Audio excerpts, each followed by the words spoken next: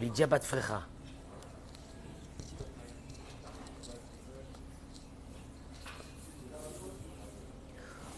Boker Tov, Boker Tov, Boker Tov, Boker Tov. Yom Tov, Shana Tova umevorechet, Bracha ve'atzlacha be'ezrat Hashem.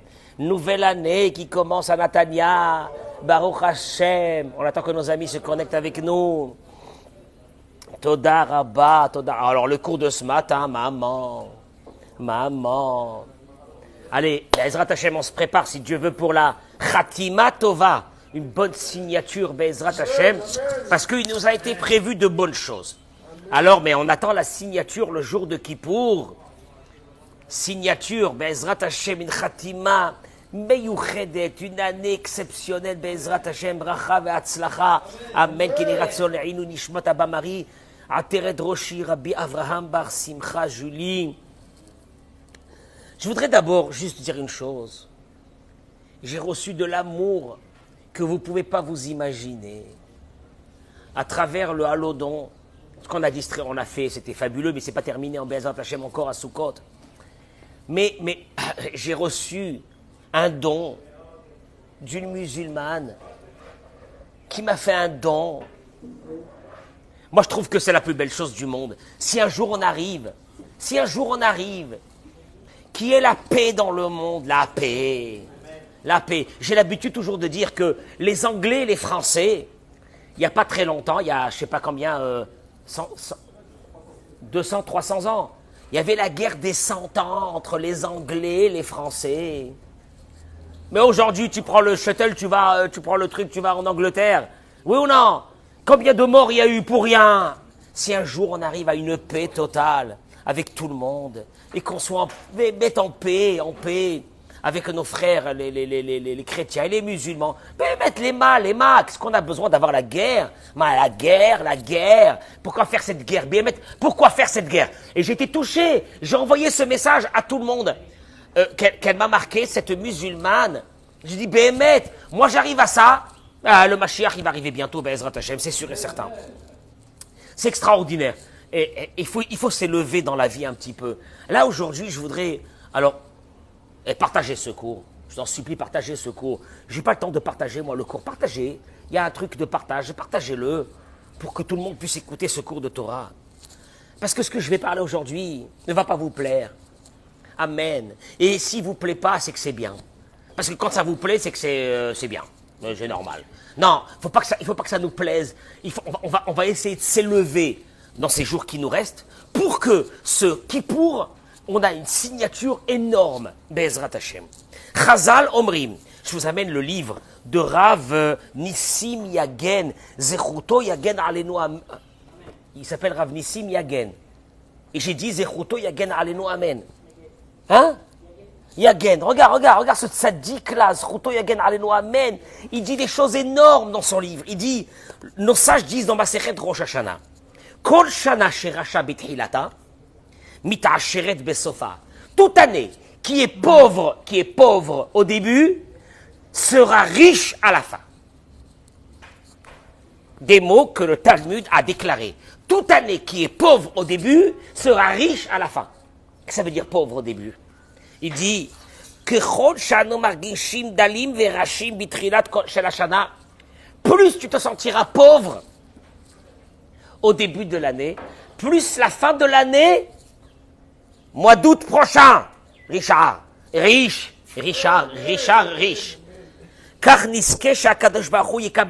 Il faut être pauvre maintenant. Eric, il faut être pauvre maintenant, la Gemara dit, pour que d'ici la fin de l'année prochaine, il soit riche. Riche en santé, riche avec les enfants, riche avec ta femme, riche avec ton mari, riche.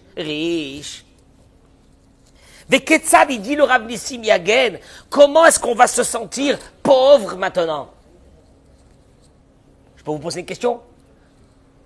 Toute année où on se sent pauvre, dans cette période, on sera riche à la fin de l'année. Comment est-ce qu'on peut se sentir pauvre? De quoi pauvre? Il dit, Haderech lekach hina al yede shenisbol et elbonenu velo na'amod al kevodenu. Il dit, je vais vous donner un secret. si vous laissez passer votre honneur, je peux pas. Je vais laisser passer mon honneur. Je vais passer mon honneur. Tu laisses passer ton honneur. Tu te sens pauvre. Tu te fais écraser. Et tu dis rien, mais tu sais même pas ce qui va t'arriver d'ici la fin de l'année prochaine. C'est énorme. C'est les mots du Talmud. Il faut être pauvre maintenant. Et là, il ramène et dit, allié d'écart. Comment? Par le fait, on pardonne. Attendez, vous allez voir. On pardonne ceux qui nous ont fait du mal. On pardonne ceux qui nous ont bafoué notre honneur. Mais vous savez pas ce que vous faites, il dit le Rav. On cause grâce à ça, grâce à ce pardon. Que Dieu nous pardonne et ait pitié de nous. Si Dieu il voit qu'on pardonne et qu'on laisse passer, si nous, on ne fait pas attention à notre honneur, mon honneur, tu n'as pas vu ce qu'il a dit, t'as pas vu comment je me suis senti à ce moment-là, quand elle a dit cette chose-là. Non, tu laisses passer. Et le contraire, on va le voir le contraire, c'est qu'on fait du bien aux autres. Alors Dieu, il dit,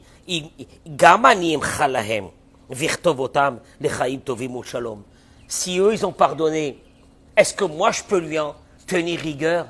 Qu'est-ce qu'il dit Dieu? Tu as pardonné. Qu'est-ce que je peux te faire, moi?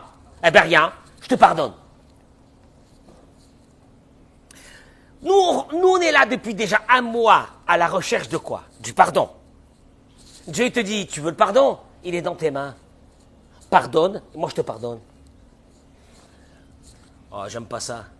J'aime pas ça parce que j'ai dit que telle et telle personne, un jour, je me vengerai d'elle. Un jour, je lui ferai payer ce qu'elle m'a fait. Un jour, elle payera ce qu'elle m'a fait. Et à Wallo, il n'y a rien à faire. C'est pas comme ça. Le monde, il n'est pas comme ça que chacun fait ce qu'il veut dans ce monde. Moi, je laisserai pas passer. À un moment donné, ça suffit. À un moment donné, j'en ai marre. Et jusqu'à quand je vais laisser comme ça les choses? Et Dieu, il te dit, regarde-moi bien. Tu veux le pardon? Pardonne. Tu veux le pardon? Pardonne. Ah bon? Ouais, les slichot et les machins, tout ça c'est sympa. Je vais aller à Ouman, je vais aller là, c'est bien. Mais c'est pas ça. Le Zohar il dit, Anashim ha'omdim berosh hashana b'yom kippurim u'mevakshim. Le Zohar il dit, ceux qui, le jour de Kippour et de Rosh Hashanah, demande à Dieu, Havli Chaim, donne-moi la vie, Havli Mezoné, donne-moi la parnassa, Domim, il ressemble à des chiens, comme ça il dit Rabbi Shimon Bar Yochai, Mishum Shem Mevakshim Chaim Venam Chozrim Mitshuva, ils disent Hav, comme ça il dit le Zohar, Hav, donne-moi Hav, on dirait des, comment on appelle ça quand le chien, qu'est-ce qu'il fait?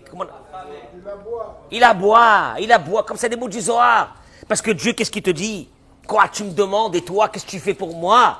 Et toi, qu'est-ce que tu fais? Tu me fais plaisir? Avant de me demander, tu fais plaisir? Que des liskot bachaim, il dit le Rav Nissim Yagen, pour mériter, c'est quoi la vie tranquille? On va le voir, Bémet, et restez avec moi dans ce cours. Ce cours-là, il est déterminant, il est dur, je vous dis, il est dur. Il est dur parce que s'il y a une chose qui pour nous c'est dur, c'est les relations humaines. Mais c'est ça qui est déterminant chez Dieu. C'est ça qui est déterminant chez Dieu. Il dit l'homme, il est obligé de sacrifier une partie de lui-même. Oui.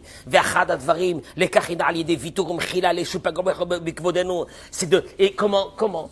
Dieu, comment je peux faire pour me sacrifier? Je m'égorge? Non, t'as pas besoin d'égorger. Égorge-toi d'une façon. Tu pardonnes à ceux qui t'ont fait du mal. Comment c'est caché? Combien c'est dur? Voilà, il le dit. Il dit, c'est pas facile de pardonner. Mais si on sait combien on va gagner dans cette année du fait qu'on va pardonner, ou bien de la perte que nous allons perdre si on ne le fait pas, je traduis les mots. En safek, c'est une évidence. On pardonnera avec joie. Si on sait ce qu'on va gagner, on pardonnera. Richard, si je te dis, tu vas gagner ta vie, ta santé, tout, une année de folie, et je te la promets, pardonne. Est-ce que tu pardonnes pas? Bien sûr que tu pardonnes. Mais,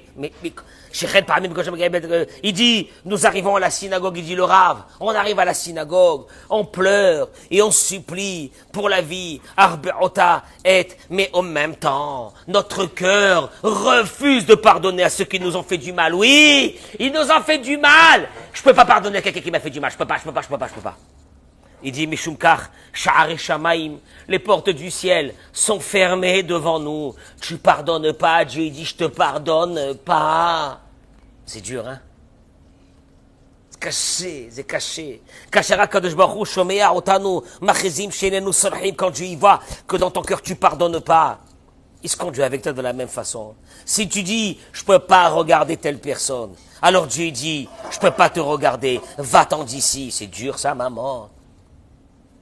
Dieu, de la même façon que tu te conduis, on se conduira avec toi dans le ciel. Un tsafek, chez caché l'imchol, les baal, chez paga, les gissa, les chamot. Caché mot d'histoire. Il dit, c'est dur de pardonner à une belle-mère. C'est dur de pardonner à un beau-frère, à Hamar. Un beau-frère, une tête à claque, il est là, il dit ses bêtises toute l'année. Et je suis là en train de l'écouter, j'ai envie de frapper. Tu pardonnes, c'est dur. Caché meod islach benef shalem les ben, ou les chavertov. Des fois un fils, il nous fait des catastrophes. Je veux lui pardonner, je lui parle pas, je veux plus lui parler. Ou bien ces enfants-là qui ont décidé un bon matin parce qu'ils se sont mariés. Ils se sont mariés, je vais les frapper ceux-là. Parce qu'ils se sont mariés avec une petite jeune là, qui a un cerveau de je sais pas quoi, de moineau, que d'un seul coup ils parlent plus à leurs parents. Je vais les tuer ceux-là. Ceux-là, je vais les tuer un jour.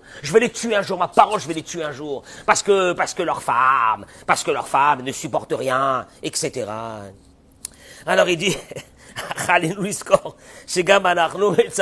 mais nous, même moment, on vient à la synagogue habillé en blanc. Tu es venu pourquoi? J'attrape un type, je lui dis, tu es venu pourquoi? Je te prends un micro. La veille de Kippour, je prends un micro, avant de commencer Conidré.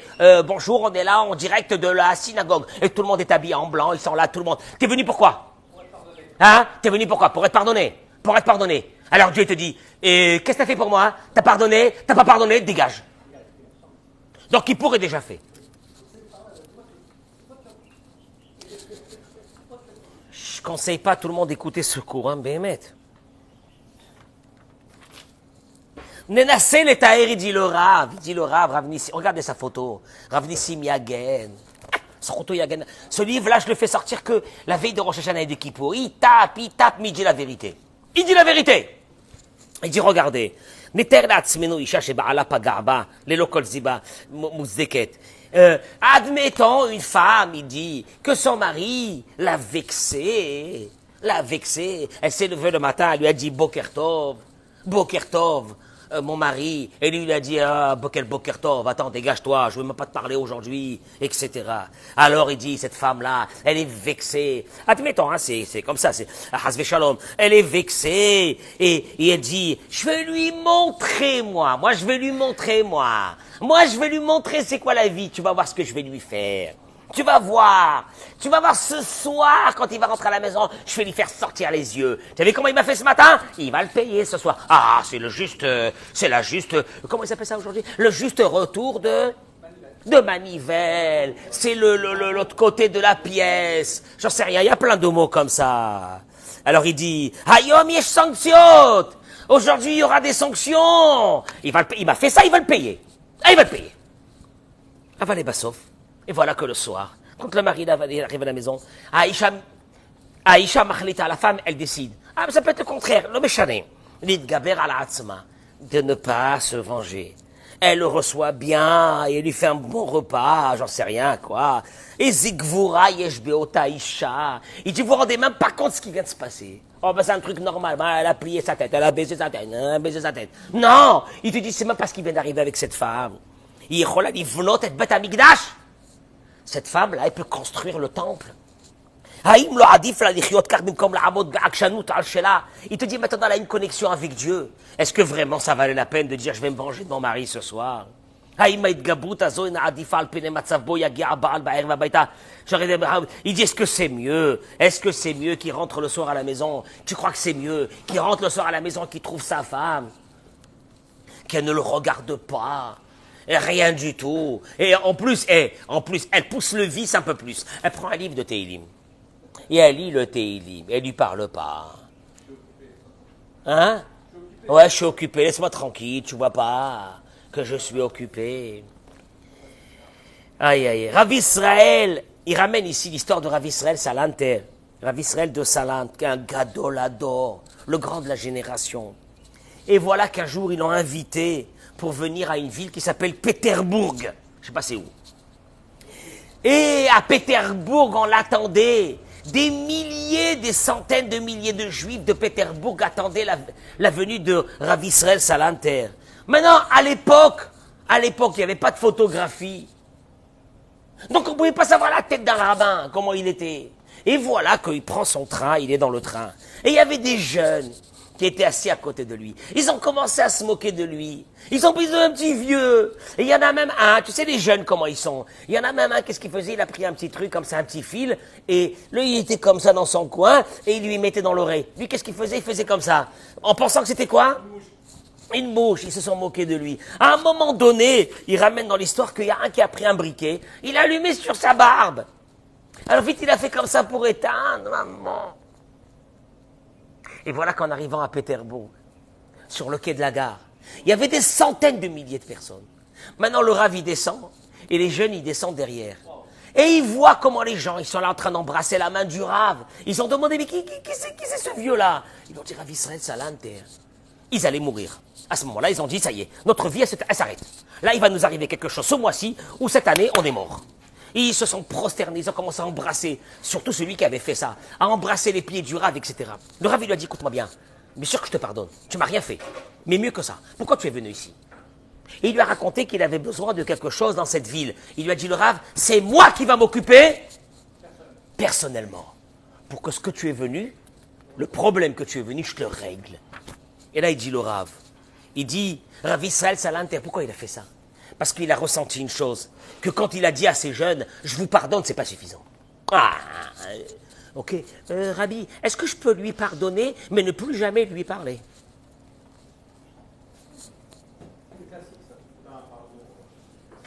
Eh, d'après vous, Rabbi, qu'est-ce que j'ai le droit de lui pardonner? Mais je barre son... Non, je le bloque sur mon téléphone.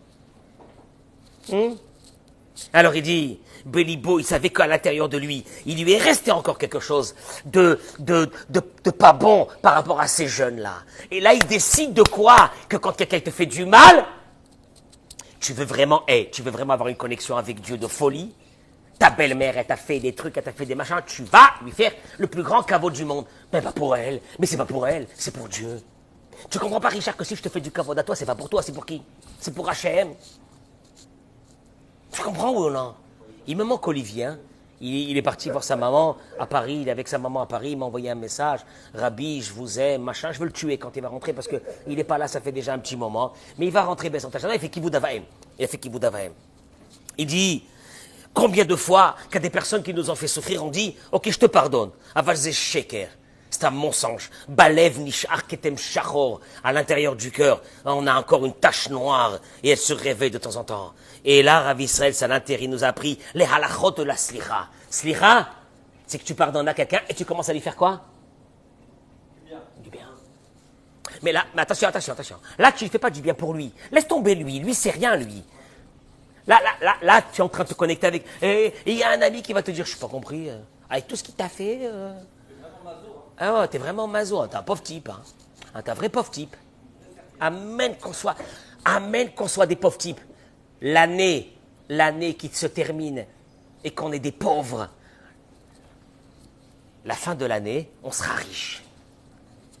Il dit, la chose suivante, Shlomo Amelech, il dit qu'Acher, Shlomo Amelech lui-même, il le dit dans son livre de Michelet, dans le Pérec Café, Imraev son acha, si ton ennemi a faim, Ton ennemi, il a faim. Mais mon ennemi, il a faim, je vais prendre une barre de fer, je vais le fracasser, mon ennemi. Dire, il a faim.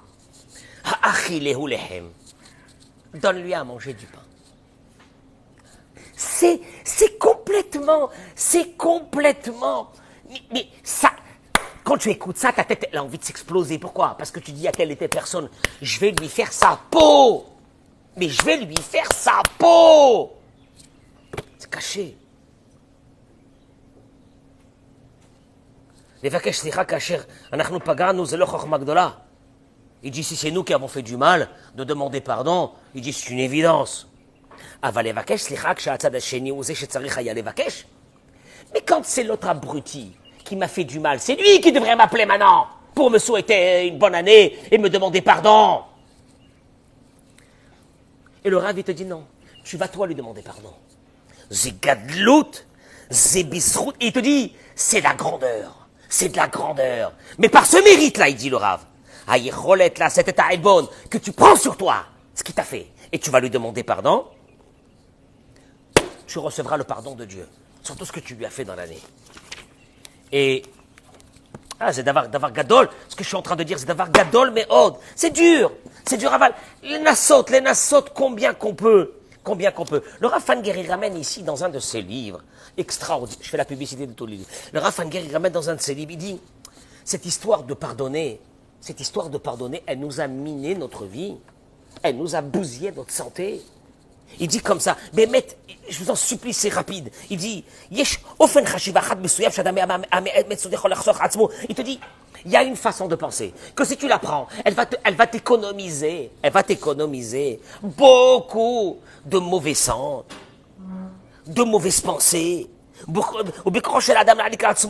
Et tu vas être tranquille.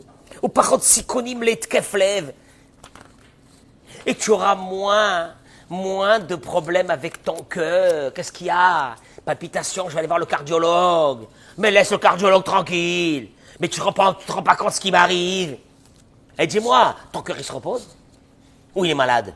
Ton cœur il se repose ou il bat sans arrêt? Il dit, il y a une façon de penser qui peut t'enlever tout ça. La Khatzdam Gavoa, le type il va voir chez le médecin qu'est-ce qu'il lui dit? Tension, la tension, quelle tension? Ton corps c'est même plus un corps, ton corps c'est un tank, qui veut tirer. Adam yacholativ im atzmo, il dit le Rav, kasher yarshel atzmo l'isloach. Un homme il peut faire du bien avec son corps s'il décide de pardonner. Regashot shlim kimo ilabon, il te dit des sentiments comme la vexation, le tiskoul, comment on appelle tiskoul, mais tuskal, quelqu'un qui est pas rancunier, il y a encore un autre mot. Nitira vetina, se venger, sin à la haine, kaas la colère, ou bifrat kaas chez doger bifnim le rechsman. Surtout la colère, qui est là à l'intérieur comme ça, du matin jusqu'au soir, gormim le heres.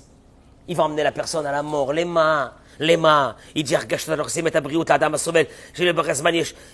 te dit, il est connu que les personnes qui vivent avec des rancœurs et avec des douleurs, leur chance d'avoir, alors allez-nous, à Dieu ne plaise, leur chance d'avoir ce qu'on appelle un iroir mochi, un AVC, est très grand.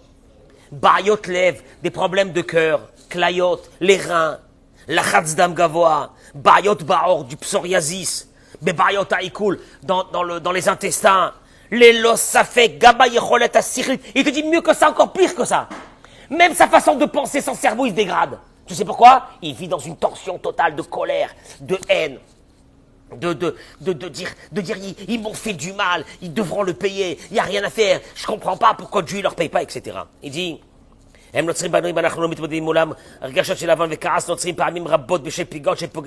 ça, ça vient à cause de quoi? Parce qu'il y a des personnes qui malheureusement nous manquent de respect et nous manquent d'honneur, etc. Achaïm, il te dit, il te dit le Rav, je vais t'annoncer un truc que tu sais pas. La vie, c'est pas un truc stérile dans une, comment on appelle ça, dans un laboratoire. La vie, c'est la vie. La vie, c'est la vie. Qu'est-ce que ça veut dire la vie, c'est la vie? Dans la vie, il faudra que tu apprennes. Il faudra que tu apprennes qu'il y a des personnes qui vont te manquer de respect. Il y a des personnes qui vont te manquer de respect. Après, c'est à toi de savoir comment tu vas vivre avec ce manque de respect.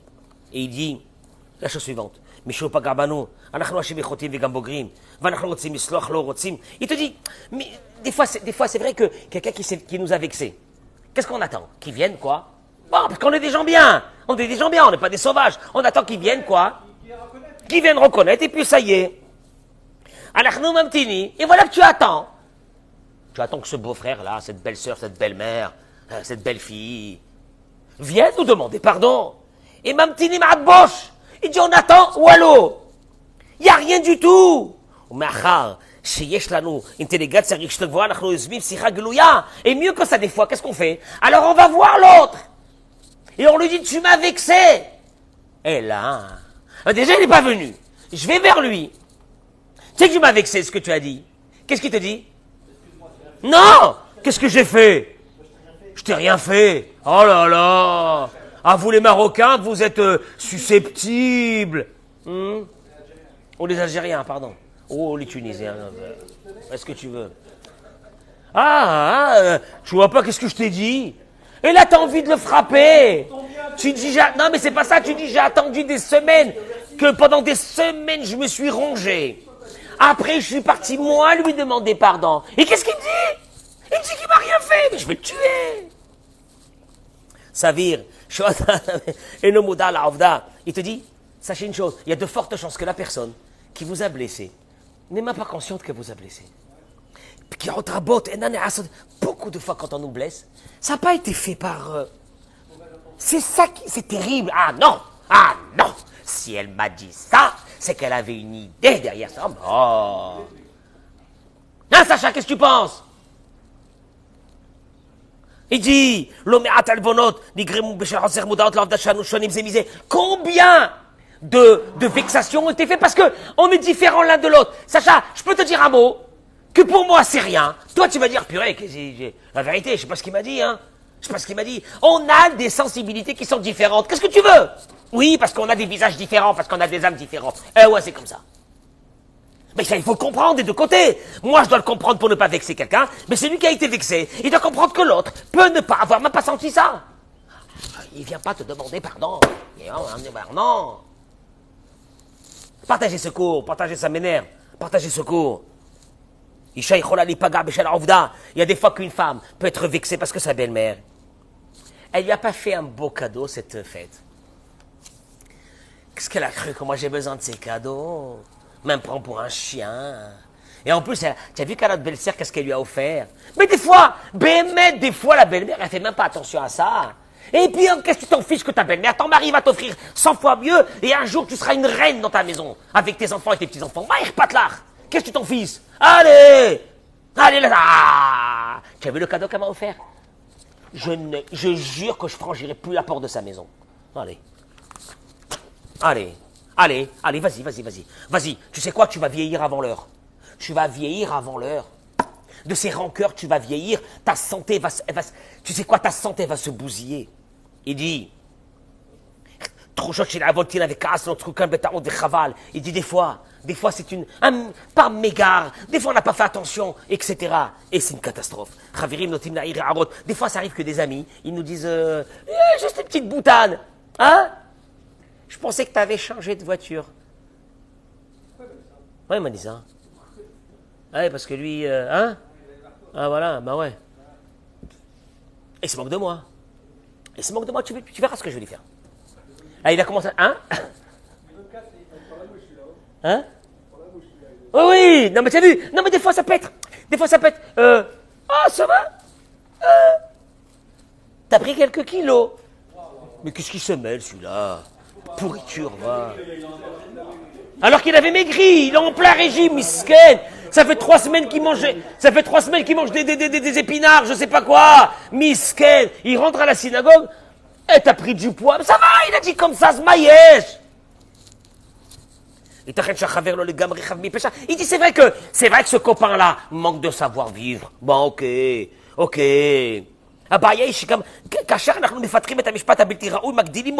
Des fois, nous, on fait grandir des mots à des niveaux que c'est pas ça.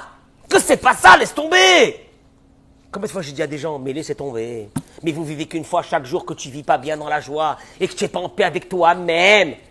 c'est une journée, écoute-moi bien, si un médecin il vient et dirait, vous savez monsieur, vous devez vivre 80 ans, mais vous n'allez pas vivre 80 ans, vous allez vivre que 40 ans, oh, mon Dieu. Non, il te dit le médecin, tu vivras 80 ans, mais 40 ans, c'est même pas de la vie, c'est de la poubelle. Un jour, cette belle fille-là, je vais l'écraser. Un jour, cette belle-mère-là, je vais l'écraser, etc. Mais quand ça... Aïe, aïe, aïe, aïe, aïe. On doit apprendre. On doit apprendre à pardonner. Je vais arrêter parce qu'il y a encore des choses énormes, énormes. J'ai pas le temps. Bon.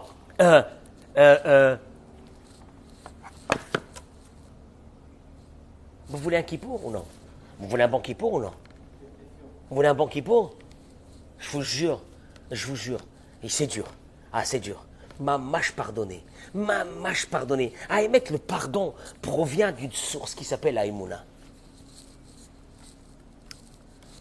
La personne qui m'a fait du mal, elle ne peut pas me faire du mal si elle veut, elle, me faire du mal. D'où provient le mal? Lâchez. Non. Tout vient d'Hachem, sauf ça. Ah, ça non. Ah, ça, je suis pas d'accord. Ah, ça serait trop facile.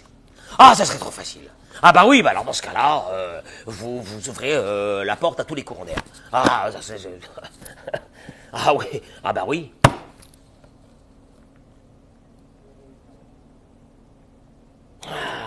Ah, Valma, il dit le Rav Nissim Yagen, si je te dis, regarde ce qui va t'arriver si tu pardonnes. Regarde ce qui va t'arriver si tu pardonnes pas, qu'est-ce que tu fais? Mais je pardonne demain. Mazé, je pardonne de chez je pardonne. Nous, on sait ce qui va se passer l'année prochaine. Quelqu'un a des garanties sur l'année prochaine?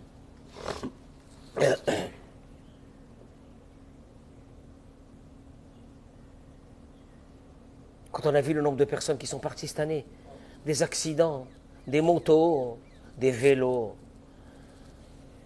des soldats, des choses. Imagine-toi quelqu'un quand on lui dit, tu sais que tu vas mourir dans un mois. Le médecin lui dit, tu vas mourir dans un mois. Par contre, si tu pardonnes, une ordonnance, si tu pardonnes à tout le monde, mais un pardon royal, ce pardon va te faire vivre encore 50 ans. Non. Non.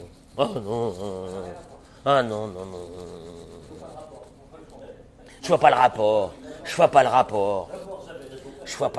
Non, mais je vois pas le rapport.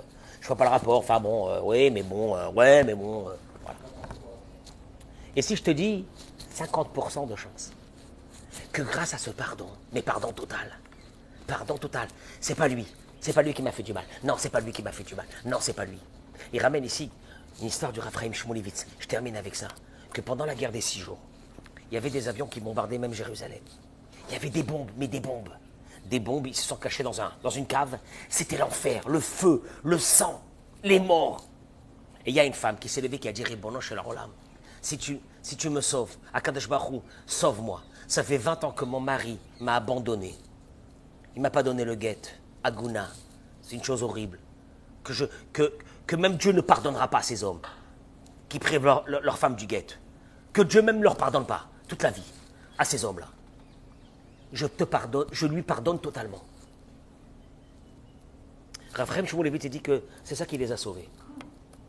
Mais moi, j'ai appris dans l'histoire encore une autre chose. Pourquoi cette femme, elle a pu réussir à arriver à ce pardon? Parce qu'elle va sentir qu'elle va mourir. Elle va mourir. Donc au moment où c'est qu'on va mourir, plus rien ne vaut à part la vie. Est-ce qu'on peut se dire non aujourd'hui, plus rien ne vaut à part la vie, avant Kippour? Avant que ça soit trop tard? Ah bon, c'est ça Kippour? Ouais. Les choses que nous avons entre nous et Dieu, la Gemara dit, Dieu, il pardonne. Les choses que nous avons entre nous et les êtres humains, Dieu ne pardonne pas. Alors, s'il vous reste un travail, c'est celui-là. Vous voulez le faire? C'est dur, hein? Alors, il y a des belles-mères qui m'écoutent. Ils me disent, je vais la tuer, la belle-fille. Il y a des belles-filles qui m'écoutent. Qu'est-ce qu'ils disent? Ma belle-mère, je la tue. Oh, il va avoy. Mettez-vous dans l'idée que cette année, vous pouvez être dans un lit d'hôpital, branché avec plein d'appareils. Et je te dis, tu sais quoi? Tu vas passer une année de folie. Va demander pardon, Même si c'est l'autre qui t'a fait du mal. Eh, là, tu te fais l'autoroute royale chez Dieu. Caché. L'autoroute. Tu as vu ça? Ah, c'est dur ça. Hein? Ah, je peux pas. Ça je peux pas.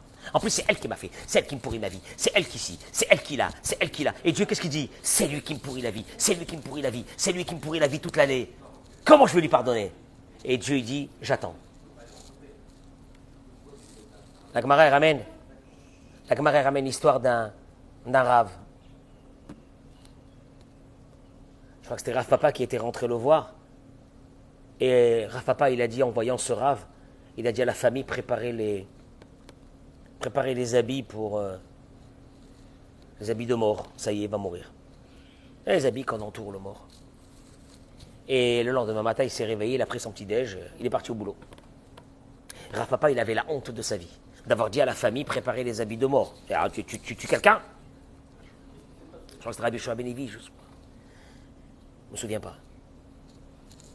Il est venu le voir, ce rave, il est venu voir papa, il lui a dit, ne t'inquiète pas, ce que tu avais dit, c'était vrai. J'étais à l'article de la mort. Mais dans le ciel, quand je suis arrivé, il y a eu comme un jugement. Je ne t'ai pas traversé un couloir, je suis arrivé, il y avait comme un jugement. Et dans le ciel, il entend une voix qui dit, est-ce que ce monsieur-là, en bas, il laisse passer, oui ou non? Ils lui ont dit, ah là là. Alors lui, il se fait écraser par un oui, par un non, et il ne fait que du bien à ceux qui l'ont écrasé. Dieu, il a dit, ramenez-le en bas. Moi aussi, je laisse passer. Ah, ça c'est la Torah. Ça c'est la Torah. Ah, ça c'est la Torah.